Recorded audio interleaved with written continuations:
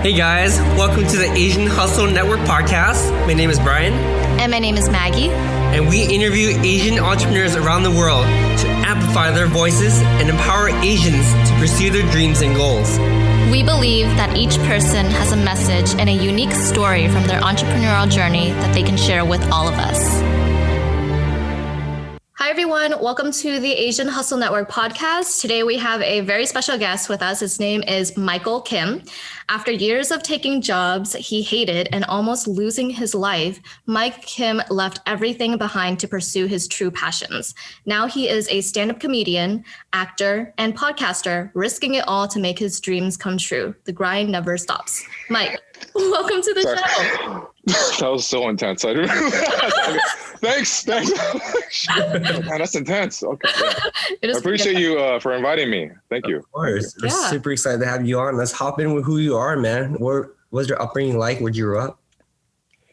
Okay, so I am first generation, second generation Korean American. So my parents are from Korea. So I grew up in a very traditional house where if you're a natural born creative, you will get destroyed. My earliest memory was my dad in preschool. He asked, "What do you want to be when you're older?"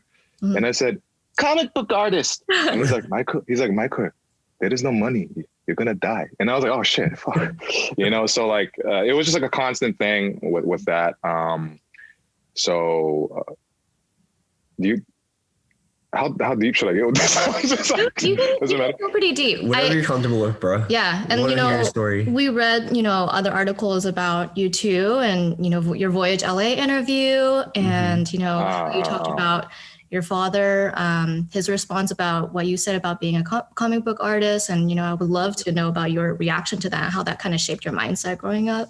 Yeah, you can go as deep as you want. Okay. Yeah. So basically that was the beginning of kind of the end of my potential growth, because when a child tells you, the parent, what they want to be, that's not something that they're 100% going to become. But if you allow that to flourish without suppressing that, then they're not as afraid of the world to be who they are. Because by my dad doing that, he essentially told me, you are not allowed to exist for being you. So that was just the theme, because I'm 31 now. That was the theme for my whole life up until probably 29. I didn't allow myself to start truly being me until 29, because I was taking a bunch of jobs I didn't like. I felt like I had to be a specific way. I felt guilty for having this urge to want to be funny, make things, like video stuff, just whatever, just entertain. So the logical side of me, which came from basically my dad saying, like, you can't do that. Like even when I discovered I could sing in high school, at first he said that, he's like, he caught me singing. He's like, "Oh, you can sing." Oh, and I was like, yeah. Cause I was learning from my friend's mom, and then we would have recitals every year. And then one day my grades weren't good enough. And then he was like, "That's all you do. All you do is sing. That's all you do." And I was like, I go once a week on a Friday after school for 1 hour to learn from my friend's mom. So because of that, I stopped. And that was actually the one thing I learned how to express my emotions, because I was raised by my dad. So my dad would hit me a lot, and he would hit me more if I cried, but he would stop hitting me if I got angry. If I stood there just I'm just scowling, just like, like that, he'd kind of, look at me with pity and be like, "얼굴 씻어." That means wash your face. He'd walk off. So it taught me to use anger as a strength and as like a defense mechanism. But I was always insecure because of that. So like, I forget where I was going with this. It's all good. And then the singing thing. So because I stopped singing, so all these things I like to do like creatively that allowed me to express myself. So once I stopped doing that, like the singing thing, I got into drugs. Cool. Yeah. Sorry to take your smile away, but it's deep. I like it. Deep. Because I didn't know how to deal with my emotions. So like I just felt crazy, and I got pretty heavy into drugs. There's like 2 years of my life where I don't really remember a lot because I partied a lot, did a lot of drugs and shit. Anyway, so then I went to, I tried to finish college and I ended up transferring to Cal State Northridge, got a degree in communication studies. And then, and even then the whole time I'm like, what am I doing? I don't know why I'm doing this. It was just so confusing. I kept feeling lost. But the one really good thing that came from me transferring to that college was they had an open mic night for stand-up. And it was my last year there. And then I was like, you know what? People keep saying I'm funny, but how funny am I really? Like, these are people that know me or friends of friends or people in public. They're nice because you're supposed to be. Yeah. Right. So I was like, what if I just do stand-up in front of a bunch of strangers? Let me test myself. So then I did my first open mic. Before I went up, I felt like I was going to, can I curse on this? Yeah, of course. Okay. I thought I was going to piss. Hell yeah.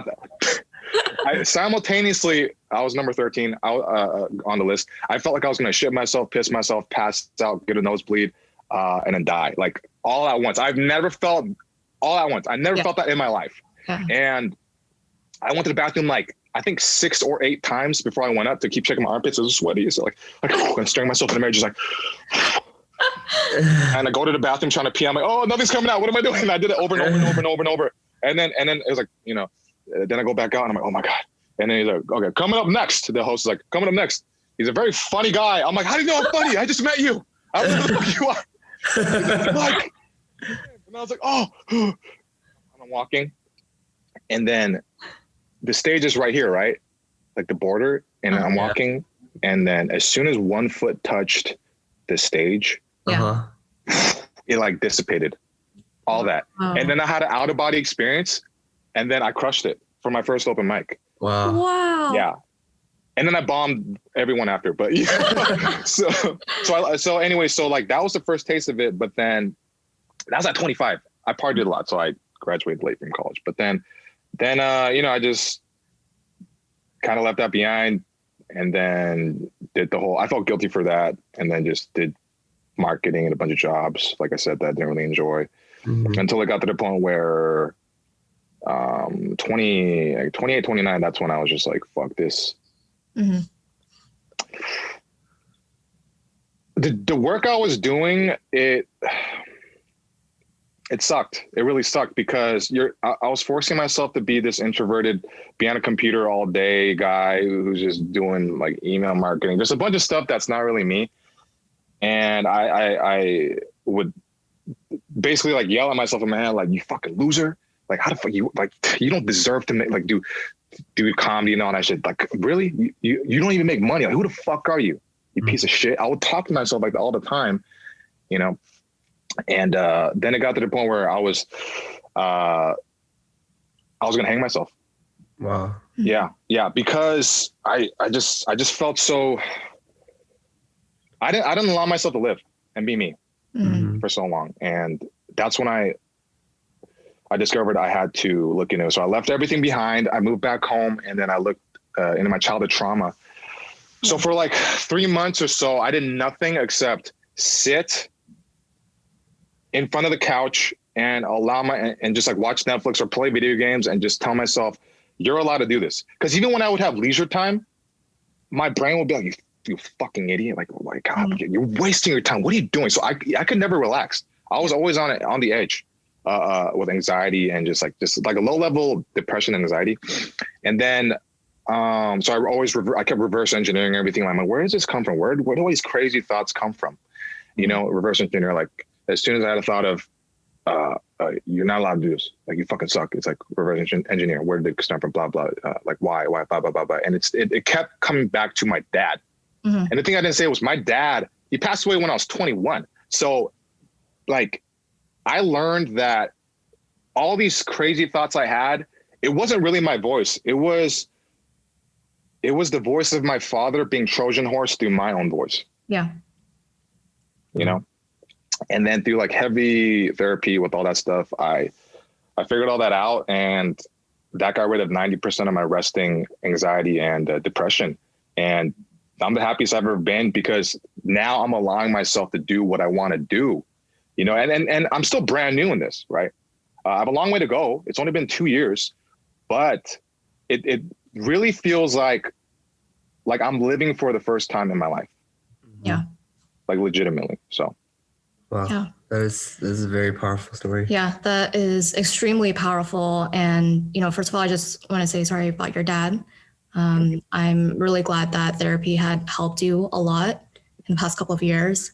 And, I feel like what you said is so true because a lot of our parents, no matter, what, ethnicity or race we are, a lot of our parents, they say things to us because they want to influence us, right? And we look to them for influence and we look up to them because they're, the first people that we know in our lives. Authority figure. Exactly. And a lot of what they say to us influences our mindset and our mentality. It could be about anything. Let's say if I wanted to do makeup as a younger child, right? And if my parents said, oh, you look horrible in makeup. Every time I would do makeup as an adult, that voice would ring in my head, and that would affect me and traumatize me. And about childhood trauma, a lot of us have, I think we think of ourselves and we think of our flaws, right? Most of the time. And it goes back to our childhood experiences and childhood trauma. So a lot of the times we don't even realize that we have childhood trauma until we look back and think about it and reflect on it. So I love that you brought that up. Yeah. I mean, even from my own experience too, my parents would always belittle me when I cook as a kid. The same thing. They're like, they're like, why are you cooking? Cooking has no money. You need to study hard. Wow, even with cooking, huh? Yeah. So even to this day, whenever I try to cook, I'm like, oh, I should have been a chef, because I end up listening to them, I'm an engineer. But that voice, I completely understand where you're coming from. It's just always there, and yeah. I mean, hopefully eventually I want to be able to cook again in my life. But for now, it's I think I'm still going the same trauma as well. I do understand where you're coming from. And the other thing, it's kind of funny because when I was a kid, I loved talking to strangers. Oh, yeah. I always go to people and be like, hi, sir. How are you doing today? Who are you? I always ask the basic questions, right? And it's funny too, because that sort of linked me to creating Asian Hustle Network because I like hearing people's stories. I like listening to people. I like understanding how people work. And good thing, that part they never discouraged. I don't know why. I would just literally talk to some random ass people at the grocery store, just walking around the store. But that's the part that is sort of fostered because they wanted me to be social. But the part where my true passion is, I used to love to cook. But now when I watch cooking videos on TikTok, I'm like, God damn it, it should have been me. I have no skill. That's so funny that they, you're a kid and then your parents are like, hey, don't cook, right? But then you're talking to strangers and it's like, yeah, talk to that strange person we never met before that could potentially kidnap you. Go ahead. Maybe it's subliminal messages. Maybe. Yeah. So the first show went really well, right? And then you said the ones after that didn't go really well, but we know to combat your kind of feeling nervous being on stage, you actually got on stage 300 times in about 1 year, a little bit over a year. Jesus, doing stage every day. I know, that's crazy. Can you talk about your experience about that? And, what how did you feel? What was going through your mind at that time? Yeah. So, okay, just to clarify, majority of those are open mics, obviously. Okay. Yeah. But that's still stage time at the end of the day. Right.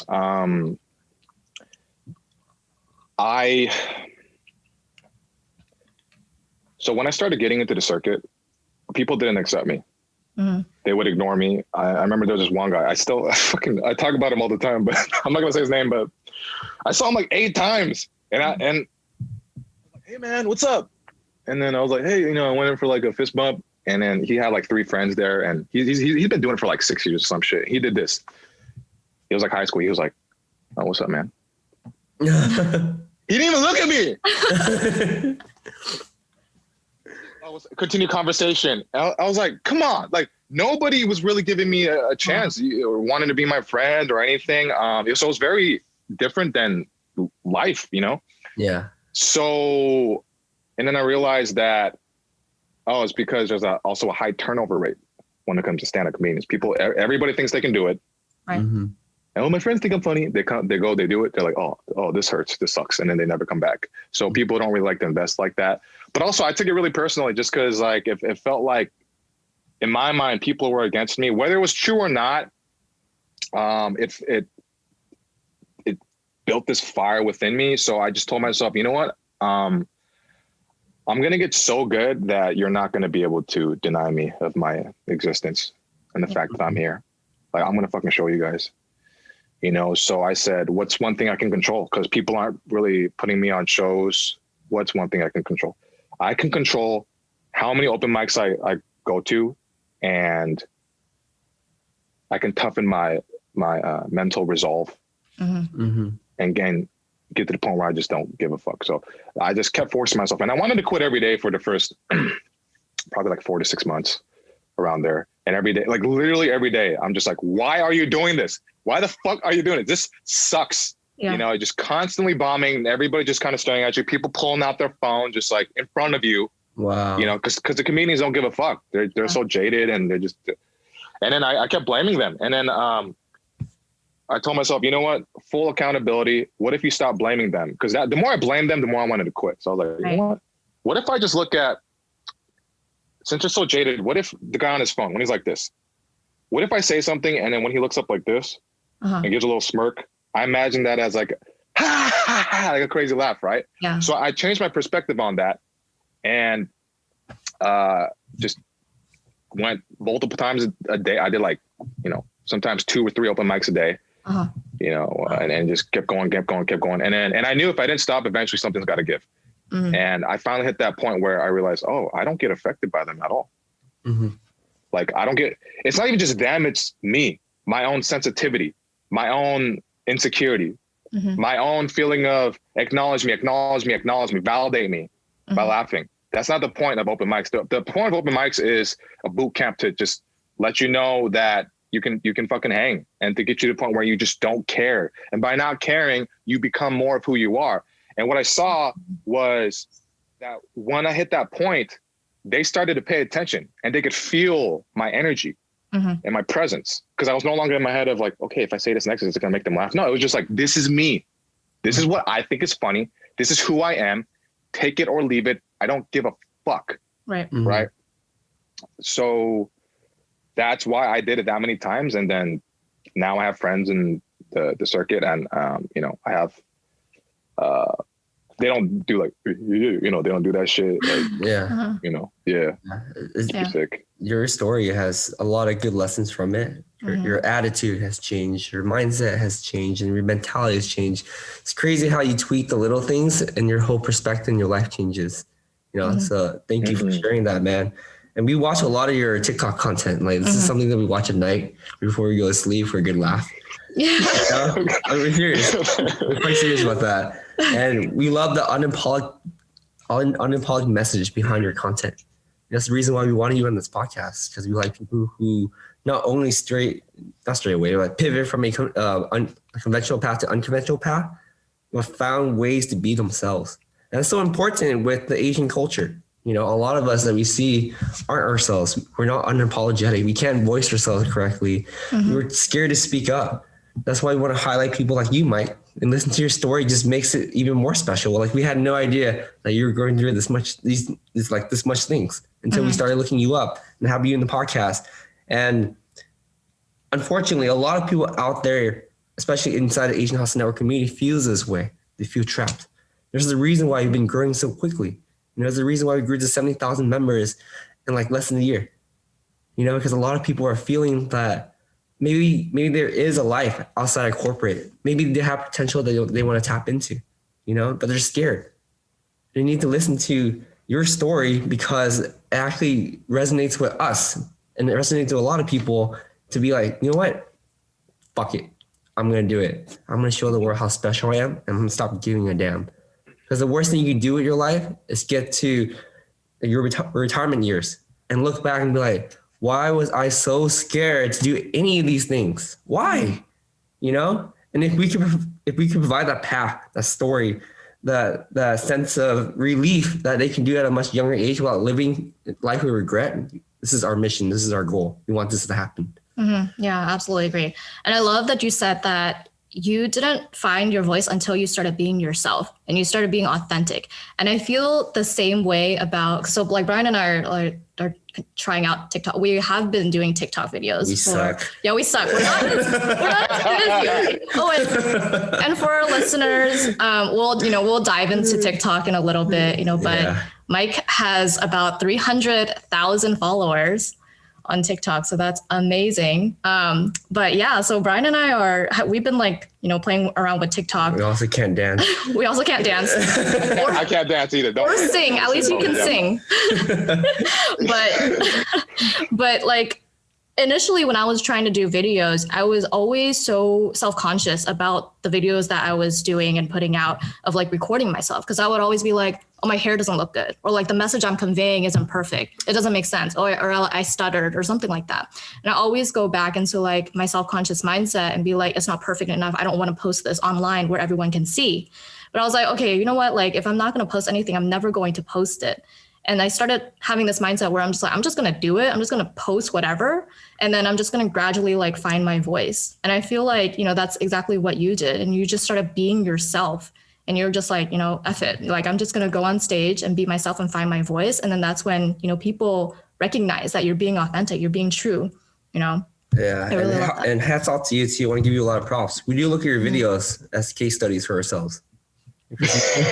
we can't find a lot of Asian creators out there that speak the way you do and convey the way you do. It's just a similar vibe. I think the greatest thing about like social media, especially TikTok, is because you as viewers, you can sense if the person's being authentic, if the person's being true to themselves, and you resonate with them, and you like their videos too, So thank you for that, Mike. That's the reason why we wanted you on here too, because we watch a lot of your videos and be like, okay, fuck it, my hair is too long.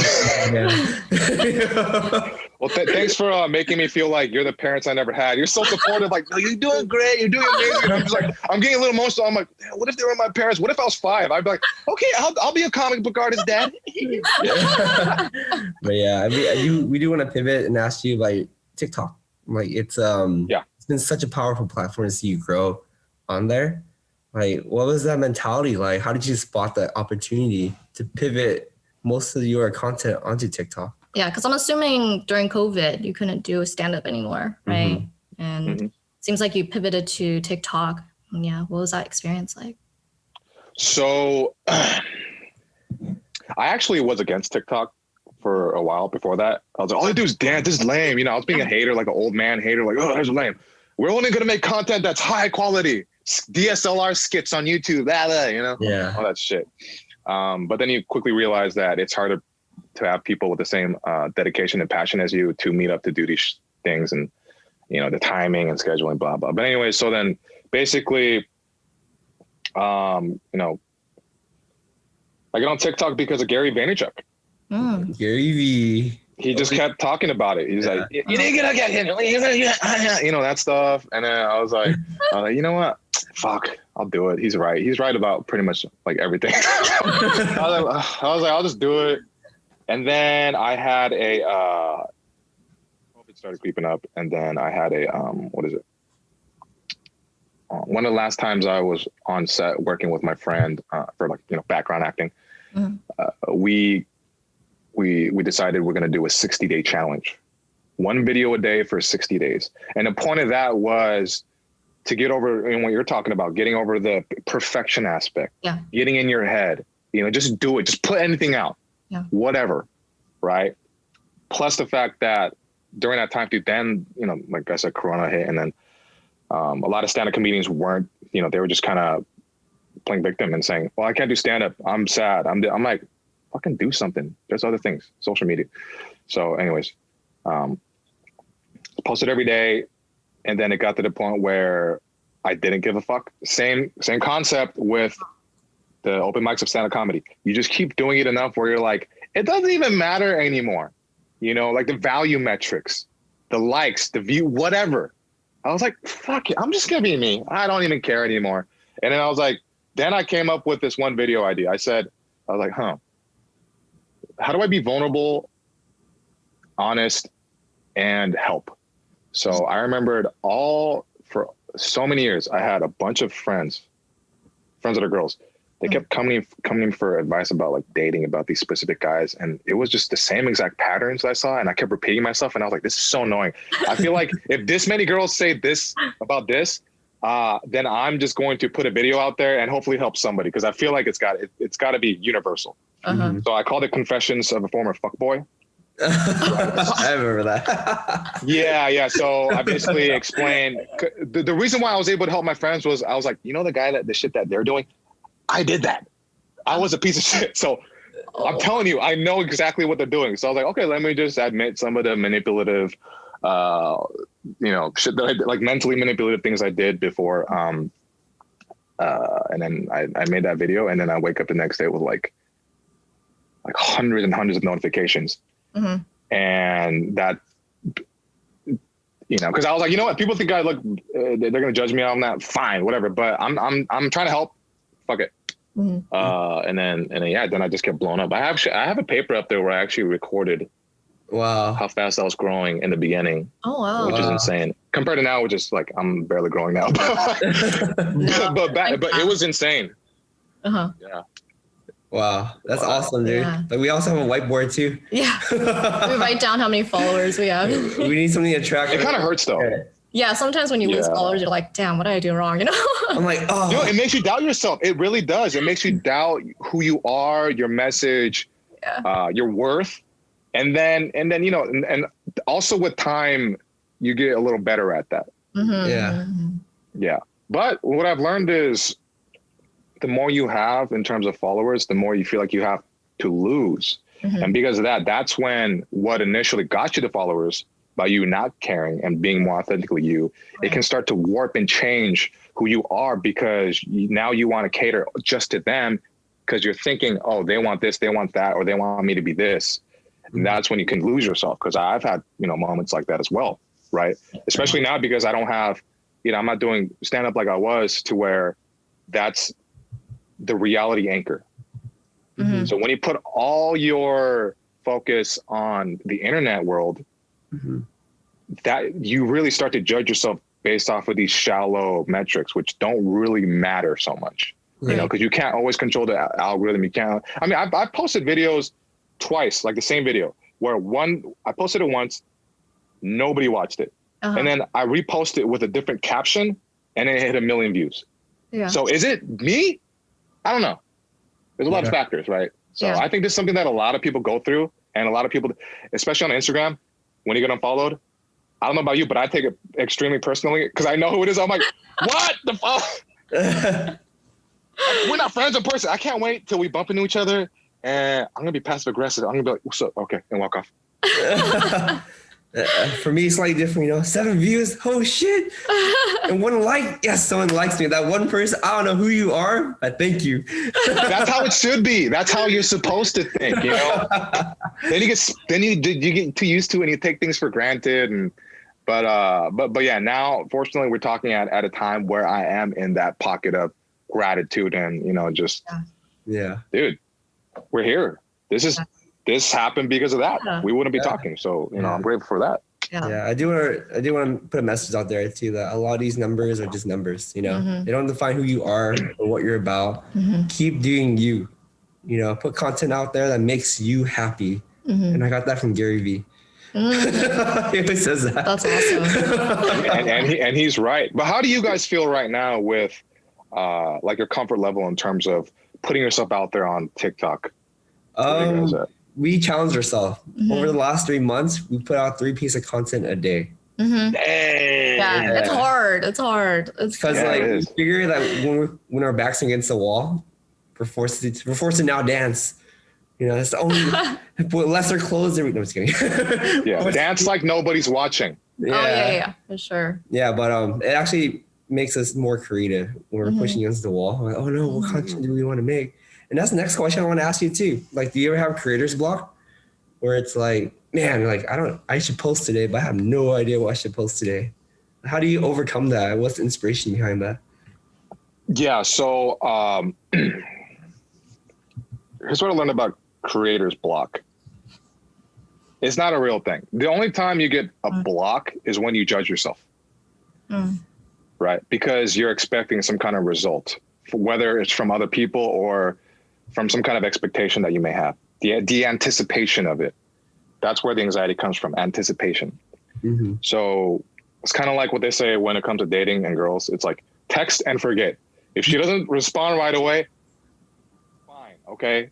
Sometimes they'll respond a week later, 2 weeks later, who knows? But that can still turn into a date. Like text and forget, post and forget. Stop checking notifications. Yeah. Right. So it's just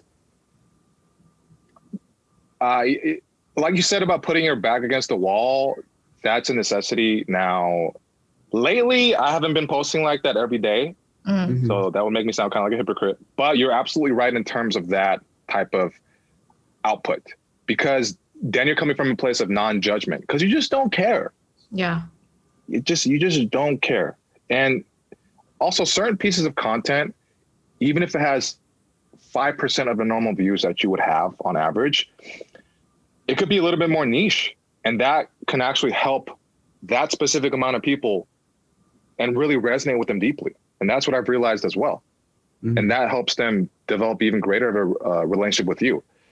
And I think it's more important just to have just more quality, intimate relationships with your community than just be like, you could have like 1 million followers and still nobody really cares about you.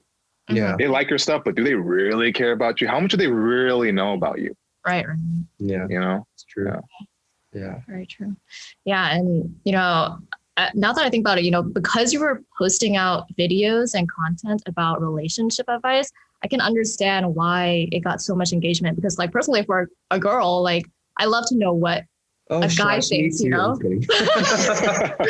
why. I'm thinking back to like relationships and stuff, like why did they do this, or like why did they think that way, and most guys wouldn't put themselves out there and tell people like why they did the things that they did in a relationship, right? So girls like look to that. Was there like a moment in time where you like experienced absolute growth, like some video that like made you go viral, or was it pretty natural growth? Before that Confessions of a Former Fuckboy video, because that's the one that made me go viral. And actually, people told me that they at school and there was girls that would watch it and take notes. Wow. Oh my gosh. Which it blew my mind. I'm like, what the fuck? Yeah. Yeah. Crazy. So it was that. And then I've had a few other videos where, so then it ties back into what do I care about? What do I think is interesting? So like Filipino culture. I hung out with only Filipinos from the Philippines for a few years. So I'm very familiar with their culture, and there's things that I thought was funny. And then I'd make videos based off of that and their culture without, I'm not making fun of them. It's just like, like play with their culture because I respect it. Yeah. And those exploded too. So, because people would think it's pretty weird. It's like, why does a Korean guy know how to sing Filipino songs and know so much about the food and stuff? It is a little weird, I guess, if you think about it, but that ties in with who I am and what I find interesting. And I really like different cultures and stuff like that. So, those ones, like the Confessions of a Former Fuckboy, that ended up being a series and people really liked it. But then I stopped making it after the 12th one because people started looking at me as some kind of dating guru. And I'm like, hey, by the way, guys, I've never been in one healthy relationship. They've all been toxic. So I'm just telling you, I'm telling you what I know and what like bad, stuff to look out for. But I can't really tell you how to be in a really healthy relationship. Yeah. So I just didn't want to keep answering dating questions. So I stopped. Yeah. Yeah. Let's actually take it back one more notch. I'm kind of curious too. At what point do you realize that this is like your career is real? Like you can make this happen. Like you started to feel more confident. That was like That's a great question. Switch is like, you know what? I can do this. What is that? That's a great question.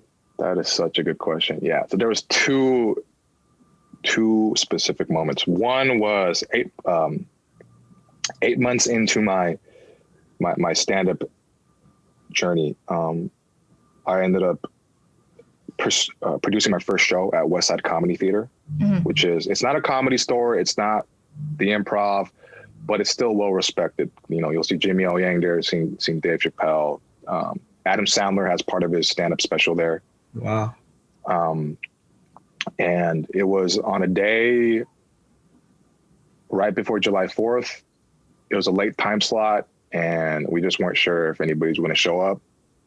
Because the business partner at the time, which we split up, he was like, I don't know about this, brother. Maybe we should ask for another date.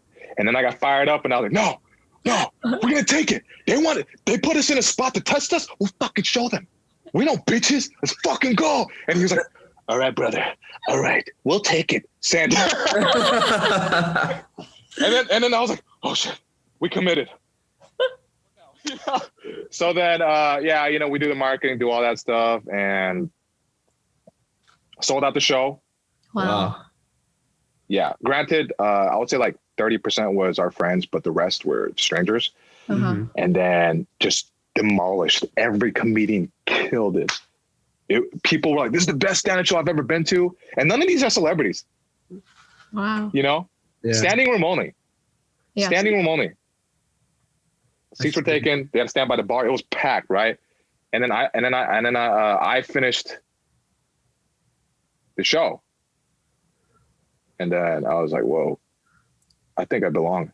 Because you got to realize, up until that point, I had one little show, and that was with mostly other comedians. So it was like, I didn't really know, because you just keep practicing in front of other comedians who don't give a fuck. Yeah. So you don't really know, but you're like, you just trust the process, you trust the work. And then it got validated that one day. I was like, oh, okay. All right. I think I can do this. And then the second point was the TikTok thing. Mm-hmm. Mm-hmm. So then I started putting out videos, which are kind of like my throwaway stand-up jokes. Mm-hmm. And then those would start getting big. And I was like, oh, they think that's funny? It's like doing stand-up, but for complete strangers, and they like it. They like what I have to say. Uh-huh. You know, besides the dating shit and all that stuff, I was like, oh my, yo.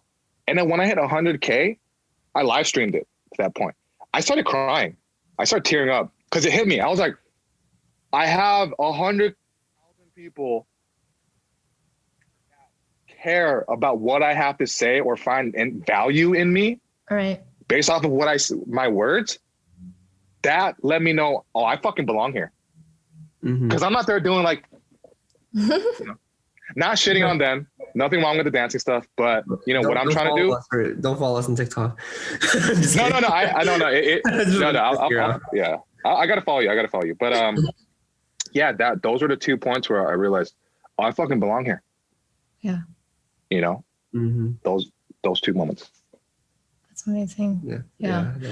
I love how it's just like a prime example of never quit, consistency, and, you know, just belief, working at it until you actually get to that point where you feel like this is all worth it. Yeah. We see your growth throughout your entire story too. And not to be creepy, but I've been following you for a little bit now. You know, in all your skits. I dig it. You follow like all your skits too. We find it absolutely hilarious too, because, you know, sometimes you poke at the race thing. It's like all Asians look alike. We saw that video. And or like Asian girls getting with white guys, you know, like pretty controversial stuff. Or you let every facet of your personality shine through. And that's awesome. Yeah, I appreciate that you guys noticed that, because that's what I'm trying to do. Because I would put myself into a box at certain times thinking, oh, I just have to be a comedian. And I'm like, no, I'm so much more than that. Like, I love deep conversations. I love talking about things that can unify people or that can heal people, you know, and just being very honest about things, because that's a necessity. And going back to your point before, where we talked about you know, Asians not really speaking their mind as much. It's, we need to do that, and we need more people to do that, because it's kind of like every time we have somebody that does do that on a regular basis, it's like when you're on the battlefield in the imperial times with like the swords and the shields and whatever, and then you have that person with the flag. So that boosts the morale. Even when they're losing, even when and they're getting tired, and they look at that flag and they're like, no, this is why, let's go. So and I told myself in the beginning, I'm not trying to make myself sound like some badass and shit, but before all this, I told myself in the very beginning, I said, I'm willing to be the vanguard for the Asian community. Like, I'm willing to take the shit. If people want to crucify me, like I'll take it, because you know what? At the end of the day, when I was growing up, I hated being Asian. You know, I wanted to be everything but Asian. I didn't like myself. Mm-hmm. And those few people that were on the internet, like Just Kidding Films and stuff, Mm-hmm. and Timothy Delgado, they were the only things I could look up to. Yeah. But even then, that wasn't enough. Mm-hmm. Yeah. But the fact that they were there helped Yeah. so much from just dipping so low. Mm-hmm. They were just like the boom, it's okay. I still don't like myself, but no, they like something about these guys made them able to do what they could do back then. So, yeah. Yeah, that's so powerful, and thank you for being the vanguard. You know, that's a lot of pressure because One of them. There's a lot of Asian vanguards. Just saying, I'm not like, you know. But wait a minute, rip your shirt off. Is there an S underneath? I don't know. I think there's like two pieces of hair. Not that much. Yeah, I mean, we feel it because we tried to be. I don't know if the vanguard is the right word, but we try to be role models for the Asian community, and it's not an easy task. You know, we can speak from our experience too that our community is one of the best communities out there, but we're also the first to shit on each other and pull each other down pretty fast. Yeah. Oh my God. Fuck. That's so true. That's so true. By the way, no, I love what you're doing, and you are literally. You're not even just one of the vanguards, but you are one of the innovators, for sure. Because you created this whole network where people can go to and look at, I can do this, I can do that, or like all these stories that you're putting together. It's gonna really sink into, especially the younger generation, because there's gonna be common themes amongst each person that they're gonna be like, oh, so it's not just me and this one person on AHN. Mm-hmm. It's tons of them. Yep. You know, and that's gonna make them realize that it's okay to feel what they feel, or that they want to, you know, it's okay to do some of the things that they do. But I mean, anyways, going back to you, like that, like what you're doing is a very fantastic thing. It's, I don't really know any other ones that are doing stuff like that. So like, you know, props to you, like really. Thank you. Thank you. Yeah. We appreciate that. And we just, speaking from experience too, it's not easy, you know? Can you talk about the pulling down aspect? Cause I'm interested in. Yeah. I can talk about that real quick. The pulling down aspect. Yeah, I mean, with the Asian mentality, it's like we only help to a certain point. Yeah. Mm-hmm. Right? Like once the goal is accomplished, the job is done. And it doesn't work that way. You know, it doesn't build any foundations that way. Like once we help you get into that leadership position, we stop supporting you. You know, we just leave you there to struggle. Because to us, it's like, we have other things to worry about. We already got you there. Worry about your own stuff now. Mm-hmm. But that's not how you build change. That's not how you build a community. And then if that leader is now struggling, we're just like, damn, we put the wrong person in the wrong positions. He's representing us.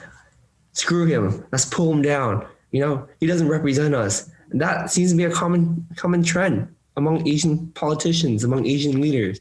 That's why our parents actually discourage us to be that visible. This is the reason why, like, when we started Asian Hustle Network, people are like, are you sure you want to be that visible? Like, just be behind the scenes. But when we talk to other Asian leaders out there through our podcast or through mentorship, the one thing they keep saying to us, we regret not putting ourselves out there more. Why? Because our impact and influence is capped by our company's brand. People don't know who we are behind the scenes. You know, and that's because we're taught to not stand up to the leadership position because our parents felt it too. Every time they stepped up, every time they spoke out of line, or not work or keep their head up, like stick out of the bunch, they get called out. You know, so with that mentality, it's like no one wants to step up, no one wants to do this, and we're also not accustomed to doing that. You know, we're not accustomed to having leaders that can represent us and continually supporting them. And also, the word Asian in America or Western world is relatively new. You know, a generation ago, our grandparents were fighting each other in Asia.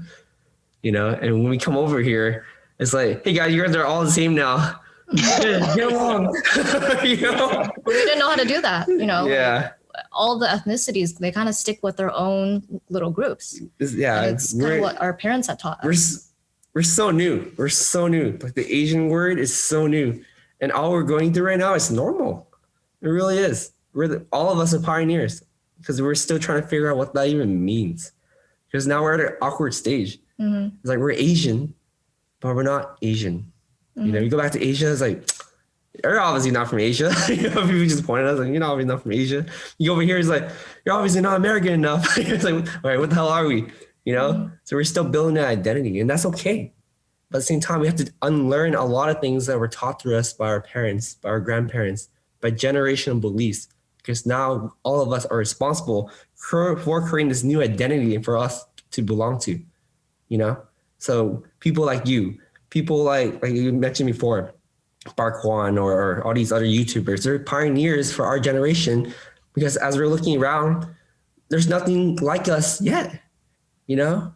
There's nothing like us. So all of us is unique. So thank you for what you're doing, Mike. Appreciate that. Yeah, really appreciate it. And just to echo off what Brian said, like we're still learning how to work with each other, you know, all the Asian ethnicities, and we're learning every day, and we're making improvements, but we still have a lot of work to do. You know, like sometimes we see, you know, AHN members talk about, you know, business ideas that they have, you know, or business ideas that they want to start, and asking like, oh, if I had $30,000, what kind of business idea should I start? You know, there's sometimes we see like a lot of scarcity mindset inside the group too. And that's just an Asian thing, because you came from a place of war. Yeah, and they'll say like, why would I give you my business idea? But we really have to like shape people's mindset to make them believe like, you know, we can work together. You know, we're all Asian at the end of the day. Like we all go through the same struggles, you know, being Asian in America, like finding our Asian identity, it's like really hard. And like one thing that we just have to remember is that we are a big team. Like we can work together. Yeah. We also take the brunt of a lot of things too, because Asian people are the first to get angry hella fast. Hell yeah. Yeah. Whoa, calm down, guys. I know that all this repressed anger is you can't show it, but chill. I'm on your team. Relax. Well, they'll get mad at you guys for that? All the time. Oh yeah. All the time. Yeah. We get so many mean DMs that make us question whether or not this is worth it. Wait, but what do they get mad at you for? Well, most of the members are extremely nice, like because a lot of people inside the group, they find business opportunities inside Asian, right? And so they'll actually, you know, thank myself and Brian for even starting the community, because they'll say, you know, during COVID-19, this was really the reason why, Asian was really the reason why, you know, I was able to keep my business open. And we always really appreciate those, you know, responses. But there are people who, you know, are angry because sometimes we don't approve their post, or, you know, but a lot of those posts that we don't approve are like promotional posts, like very salesy posts. And we have to keep the quality in the post, you know, good quality. And sometimes they just don't understand it, you know, because they just want to put their business out there to 70,000 people. Yeah. I mean, it's a whole different conversation, but the purpose of everything is always driven by like making the world a better place. That's where we're coming from. You know, no one pays us for this. Like we don't make money from this. Even if we do, it always goes back to making it better. You know, so this is truly our passion project. Really, what it is. You know, and yeah, your story resonates with us a lot. Like we fully know where you're coming from, a lot more than you think. And you know, we're here as a team. That's the point. And whoever's listening to this podcast too, who resonate, we're here as a team. You know, reach out anytime. We'll definitely respond. Like we're not the type. You guys do all this work and you guys barely make shit. Yeah. This is basically nil. Yeah. Okay, guys, whoever's listening to this, fucking appreciate these guys, okay? Yeah, like, oh, wow. I respect you guys even more now. Fuck. Okay, no, we definitely have an understanding there in terms of like, you know, the, damn, okay. Yeah. People need to know that. People are fucking need to know that shit. Don't worry. It's okay if they don't know. As long as we know inside, it feels great. Yeah. I mean, yeah. No, but I do want to touch upon the whole like Asian thing. That's why I made that one video about why people don't take Asians seriously, because and you brought up great points about, different ethnicities, and, you know, we're new here, but still amongst Asian Americans, there's still a lot of this division. And even when I made that video, a lot agreed with me, because the main point of the video that I made was to unify. Mm-hmm. But there was a lot that were like, that's just you. Like, you don't know what you're talking about, or you were raised bad, or this and that. You know, people just really went off on me, and I was like, damn. People okay, this kind of mean, dude. not even just TikTok, man. Just like in other platforms. I was like, whoa, shit. Yeah, but people on TikTok can be mean though. It's always the people who like don't have a profile picture too. I'm like, God, I'm gonna hunt you down. Mean. I don't know where you are, who you are. I'm gonna find you. Yeah, like when I be on live stream and then they come in and they say like, oh, you this and now you start coronavirus. I'd be like, hey man, give me your Instagram and let's go live. If you're really that badass, let's go live. Let's roast each other in person. Yeah, live. And they would all leave. Yeah. I'm like, let's do it right now. Give me your Instagram. Let's fucking go. Yeah. 10 out of 10 times. Always leave. Yeah. Never bother me again. Yeah, so yeah, I'll take you up on the offer. We'll roast each other. Roast each other. What would you guys roast each other about? It'd be like positive roast, like, yeah, you are passionate about what you do, and you make no money from it, but you help people. Fuck you. You're too passionate about what you do, Mike. God damn it. Too passionate, too nice. Mike, you're too funny. You gotta tone it down a bit. You guys look really cool, like with your clothes and hair. We'll call it the 1960 vibes. That's right. Yeah. No, you guys do look cool. You guys have like a cool, like modern, Asian like aesthetic. Yeah. Likewise. You do too. Yeah. I dig it. You're from California, bro. Yeah. California. Yeah. Awesome.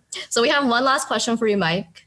And that is, what advice can you give to someone who is trying to pivot from their career to their passion? Trying to make the jump, pretty much.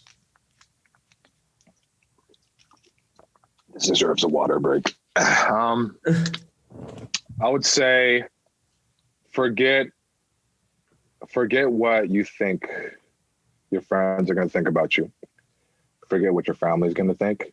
Forget what anybody thinks, because at the end of the day, it's just you.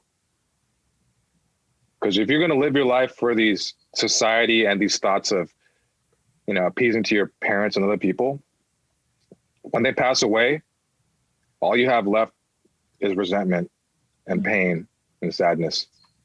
So you got to be selfish, because then when you can be selfish, you can give back in the way that you want to give. Like now I have more love to share with people versus before I was just kind of clinging on to whatever little I could just to protect myself because of the misery. So, think about that. Think about what really makes you happy. And don't be afraid to go back home if you have to. If I didn't go back home and move out of the place I was living at and leave all that shit behind and live off my savings to figure out you will, that can haunt you the rest of your life. And it'll basically, your mental health and the way you view yourself and how you accept yourself is going to dictate every single decision you make in your life, relationships, business, whatever. So don't be too prideful. Focus on what really matters, which at the end of the day, again, it's you, your mental health, and what makes you happy. So, and don't feel guilty about it, by the way. People are going to guilt you. I've had friends that guilted me. I've had friends that didn't like the fact that I was getting better. They didn't like that I was getting happier. They wanted somebody to complain with. Even family. People are not going to understand, and it's okay. And you're going to feel more lonely than you have ever felt in your life. In fact, I've lost about 95% of the friends I had before, but it's okay. Because once I got over that hump of being alone, I learned to love myself even more, and then I made better friends. Right. So keep that in mind as you make that jump. Appreciate that. Thank you so much, Mike. And how can our listeners find out more about you online? So everything I have is under the handle of Mike Kim Comedy, MikeKim Comedy, one word. That's my YouTube, where I have podcasts and a bunch of other content. my Instagram, Twitter, TikTok, everything is Mike Kim Comedy. Mm-hmm. So yeah, check me out. And then the podcast name is called The Set Breaker, 3 words, The Set Breaker. Mm-hmm. You'll find that again on YouTube and on all audio streaming platforms, iTunes, Google Play, Spotify, all that stuff. Mm-hmm. So Awesome. We'll leave that all in the show notes. Thank you so much for sharing your story with us today, Mike. It was awesome having you on the show. Thank you, Mike. Appreciate you, man. thank you guys for having me here. Appreciate it. Hey guys, we hope you enjoyed this episode. Please subscribe to the show. We would like to get to the top 10 on iTunes, so be sure to leave us a 5-star review. We release an episode every single Wednesday, so stay tuned. Thank you guys so much.